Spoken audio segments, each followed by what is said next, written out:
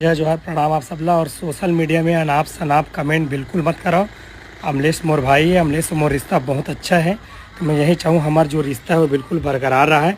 आप सबसे निवेदन है, आप मन ये सब ये फ़ैन वो फ़ैन करके झगड़ा लड़ाई मत कराओ। ऐसे कुछ नहीं है, अमलेश भाई कहीं नहीं जाए, और हो सकी तो आगे चल के आपके बल्लू और अमलेश की जोड़ी देखे मिली आप बल्लू, तो निश्चिंत रहो, अच्छा कमेंट करो। अमलेश भाई भी अच्छा है, सुपरस्टार है हमारा, है ना। हमारों का दोस्ती अच्छा है, कोई भी प्रकार के इससे विघ्न बाधा नहीं हुए। अमलेश भाई भी मूवी मरे ही, आगे भी काम करिए, आप मन निश्चिंत रहो, ये बहुत बड़े मुद्दा नहीं है। अमलेश भाई से हम बात करबो, है ना, तो बिल्कुल रहो। हम दोनों भाईयन, जैसे आपके लिए किशन है वैसे आपके लिए अमलेश है, जैसे आपके लिए अमलेश है वैसे आपके किशन है, हम दोनों भाईयन। तो हमारे बीच में निवेदन है, बिल्कुल फूट डालने की कोशिश मत करो, गंदा राजनीति मत करो।